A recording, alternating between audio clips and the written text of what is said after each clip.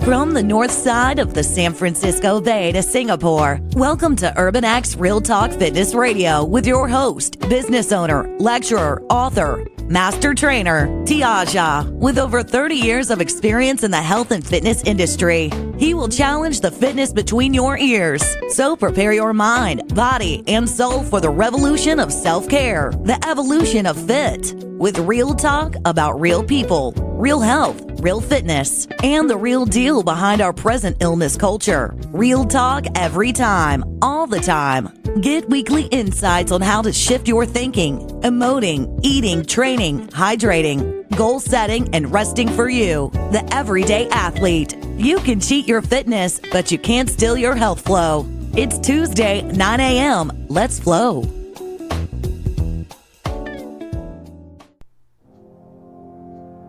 The ancient Greeks believed in three goddesses more powerful than any others. Sometimes they were depicted as a maiden, a matron, and an old hag. 3 days after a child was born, they would arrive at the cradle to determine the course of the baby's time on earth. The first goddess spun the thread of life, the second determined the length of the thread, and the third, the most feared, known as the inevitable, cut the life thread. Now the child's path was fixed from that moment on. The Greeks called them the Moirai. In modern folklore, we know them as the Fates. In 21st century America, not many of us still believe in the three goddesses with their spindle and shears, yet we have replaced them with a modern substitute: genetics. Western medicine still believes that there are diseases and disorders that are 100% genetically determined. No matter how you live or where you live, if you have the genetic predisposition for certain conditions, you will inevitably fall victim to them. This is the modern day equivalent of the Moirai. And according to the proselytes of veganism, the only way to escape this inescapable fate is through veganism. And anyone who doesn't believe this is no longer a proselyte. They're an apostate.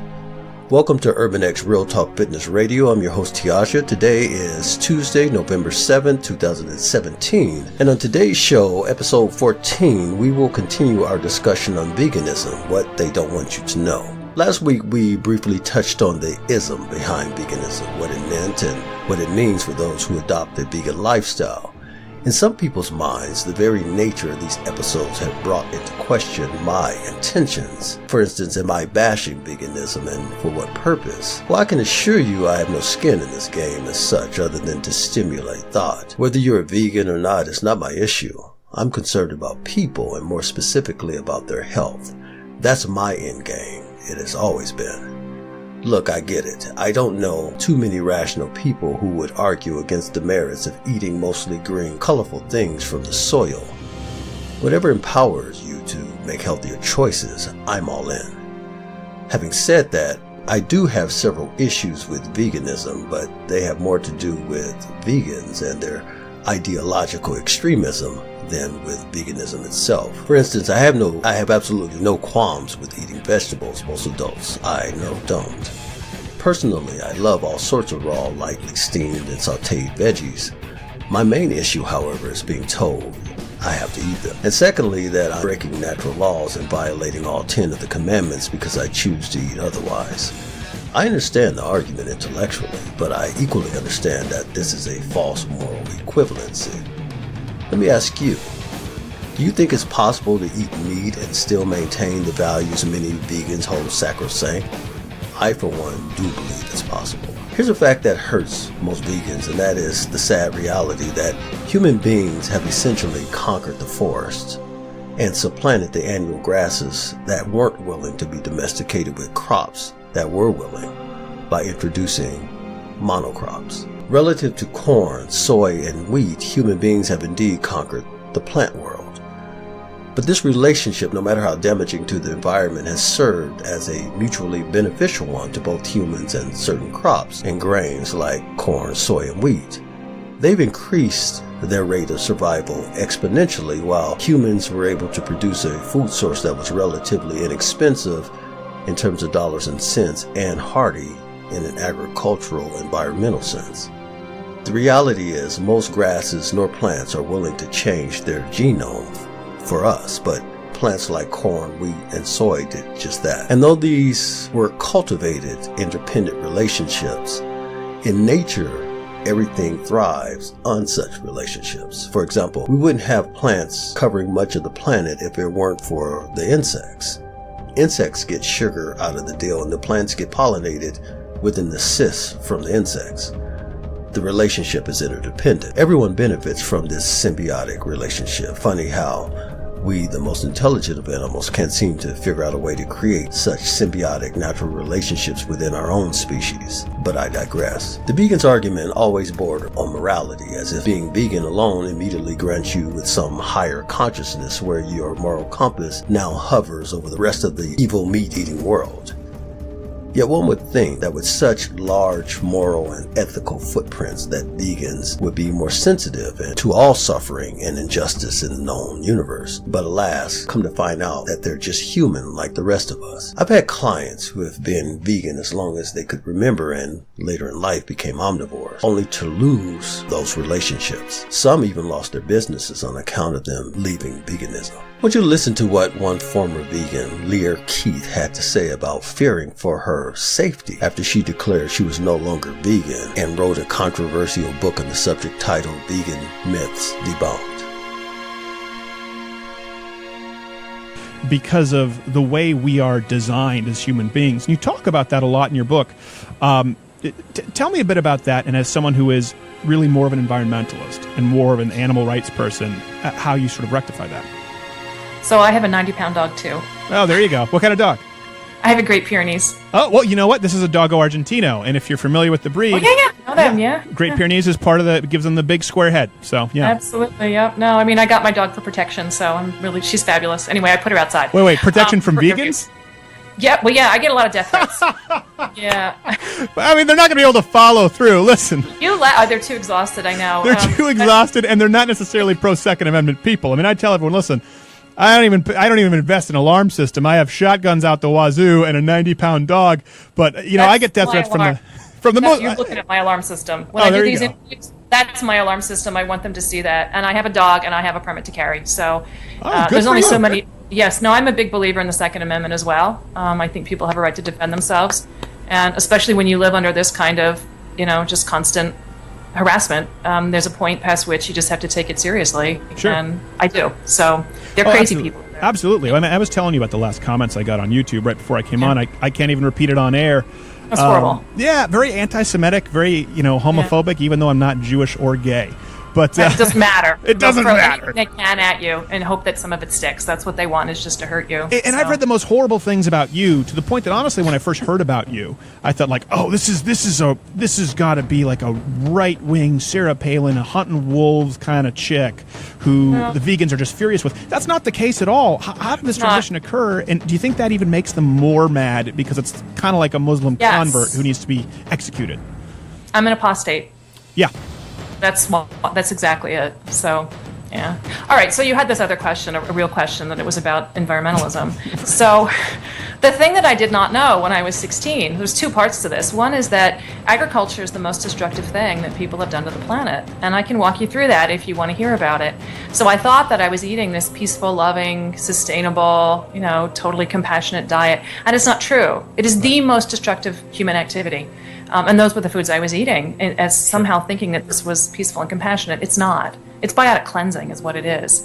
And, we've wiped out 98% of the old-growth forests, and somewhere around 90% of the world's prairies have been destroyed, mostly in the service of agriculture. So for anyone to say that, wiping out the massive amounts of habitat for every living creature that needs a home, there's nothing that's environmentally sound about this. In fact, I've got all kinds of wonderful quotes from very serious people about the fact that this cannot be done sustainably, that it's an absolute and there's nothing. Therein lies my main issue with veganism as a cultural movement that's only been around since the late 1940s. The fact that so many Hollywood actors and musicians have converted to a vegan diet is no less unsettling. Look, vegans make up no more than 0.05% of the U.S. population, yet there are tons of videos on YouTube, including the Netflix sensation What the Health, which is no more than a vegan propaganda indie that extols the virtues of the vegan lifestyle as if as if it's more evolved than any other one. If you were going to create this great moral equivalency between animals and humans, then why isn't plant life just as important? The truth is, plants don't want to be eaten either, which is why many of them are inedible unless we cook them. Many plant species have devised a system to fight back against being eaten. They call them anti-nutrients. And since plants can't run, though they do move or have wings, teeth, or claws, their only defense is chemical. Plants, in fact, are the original chemical warfare agents. They know how to make chemicals that harm their predators in order to protect themselves and their offspring, if you will. This is why so many of their seeds are so difficult to eat. In fact, you almost have to trick plant seeds to make them edible. That's also why plants are bitter and poisonous, because at the end of the day, they too don't want to end up on someone's plate. Another reason why most are inedible to us is that we don't have the multiple chambers in our stomachs, nor the bacteria to digest cellulose. So most of the plants on the planet will never be edible for human consumption. And even those that are only release their nutrients to us once heat is applied. Still, the vegans' hierarchy, at least on the surface, seems to suggest that plants don't matter, that they are indeed just slightly above the lifeless dirt they come from.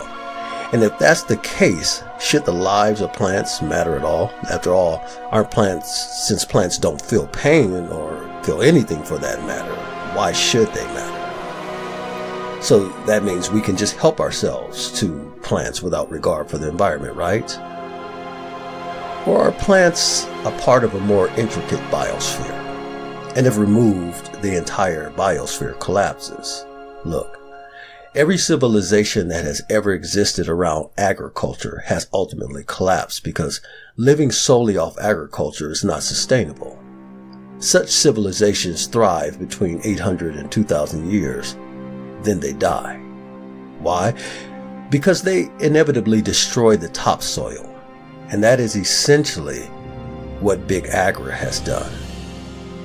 Choosing to be vegan must go beyond what's dead on your plate, and the larger question considered: what died in the process for it to be there? Let's take a brief look at some of the numbers I think you'll find fascinating. One tree holds 22,000 gallons of water. That's one tree. Now, once you remove that tree or other trees through deforestation, you alter the weather patterns, which relies on the cycle of condensation to sustain itself. 5,000 hectares per hour are destroyed. 1 hectare is equivalent to 100 acres of land. According to the World Resources Institute, the UN Food and Agriculture Organization, the burning of fossil fuels for energy and animal agriculture are two of the biggest contributors to global warming, along with deforestation. Globally, fossil fuel-based energy is responsible for about 60% of human greenhouse emissions, they say, with deforestation and animal agriculture between 14 and 18% respectively. Yet, according to the United States Department of Agriculture and Economic Research, in 2013, agriculture was responsible for 80 to 90% of U.S. water consumption, whereas growing feed for livestock consumed 56% of water in the U.S. Agriculture, not animal farming, is also responsible for 98% of all topsoil on the earth being gone. That's a fact that most vegans aren't willing to accept nor deal with. The truth: agriculture has been and is the most destructive thing humans have ever done to the planet. Entire ecosystems, in fact, have been destroyed due to agriculture alone. Not to mention the sobering reality that agriculture has unleashed upon the world other isms like imperialism, militarism, as well as colonialism, slavery, chronic hunger, and disease. Such monocrops breed murder. The grains we've domesticated and cultivated have dramatically increased the growth rate of beef cattle as well as the milk production of dairy cows. yet it also kills them. The delicate bacterial balance of a cow's rumen actually goes acid with the ingestion of so much grain, while chickens get fatty liver disease from over-consuming them. But don't expect any help from the government. Remember, the food pyramid was created by the USDA, even against the hushed backlash of many medical professionals who warned what unleashing such a diet and experimenting with public health would do to the health of the individual citizen in the long term. Today we can see they were right, especially when you consider the incidence of diabetes and autism and ADHD and Alzheimer's alone. Such diseases have increased 100-fold, as in the case of autism, which has increased nearly 400% over the last 20 years. Adult onset diabetes now afflicts children under the age of 10 years of age. The bottom line is the USDA is not charged with protecting public health. They are charged with selling commodity agriculture. The exorbitant amounts of money the food pyramid makes for the giant food corporations is staggering, to say the least. Crony capitalism, the relationship between corporations and the government, is responsible for the big farm subsidies, where farmers have essentially become serfs who are hired by the federal government to take care of land it owns in return for a small payout for basic operating expenses, which means the modern day farmer is bound to the land and subject to the will of its owner, the government. Interestingly enough, the word vegetarianism comes from the Greek, which means to enliven. It doesn't mean to eat vegetables. Physiologically, veganism and vegetarianism provide many of the essential nutrients and phytochemicals that assist the body in slowing down the aging process, but no diet is 100% foolproof against disease. Still, if I'm making a conscious decision to take into my body foods that enliven me, that certainly goes a long way towards health. Eating vegan without the consciousness and knowledge of what is going on in your body or what it is doing to your body, not just short term but long term, is the only way to sustain long term health when going plant based. Just giving up on animal proteins doesn't ensure health. It's similar to the notion of eating organic. Eating organic is meaningless today because organic doesn't mean it has been grown with consciousness. So a person even moving into organic eating isn't necessarily eating a healthier diet. Well, certainly healthier than eating McDonald's French fries, but that still doesn't address the overarching possibility of malnutrition because of the lack of nutrients in the soil. The ugly reality is this, that in order to sustain human life, something else must die. The question remains, is there a spiritual component to life that once connected to our consciousness compels us to view the sanctity of all life? Should all life be counted sacred? If the cow we use for steak and burgers or the pig we use for ribs and bacon possesses a consciousness, or if the plants we eat with their advanced communication systems have a higher purpose, should we be willing to ignore them for the sake of taste and pleasure? And with all this confusion over veganism versus paleo versus pescatarian versus vegetarian, what should we eat? And how has what we eat become a part of a totalizing persona that defines us as human beings? Dear friends, I wish above all things that you be in health and that you prosper just as your soul prospers. You have been listening to Urban X Real Talk Fitness Radio with your host Tiaja. Please join us next week as we discuss the now controversial subject of what should we eat. And don't forget to check out our website at www.urbanxfitness.net. There you can check out our online clothing store, the Urban Experience Fits, Store 1 and 2, our nutrition shop, and coming soon, our online bookstore and electronic store featuring our upcoming release, The 10 Seeds Planted for Health, along with other powerful authors and ebooks written to challenge the fitness between your ears. Until then, always walk in health and peace.